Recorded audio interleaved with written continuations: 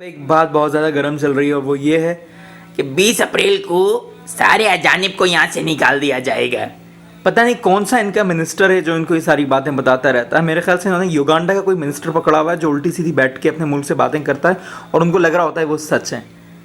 थू, ये बात यहाँ के किसी मिनिस्टर ने नहीं बोली, यहाँ के किसी वजीर ने, या यहाँ की किसी ऑफिशियल वेबसाइट पे नहीं मिली, मकतब अमल की वेबसाइट पे, जवाजात की वेबसाइट पे नहीं मिली।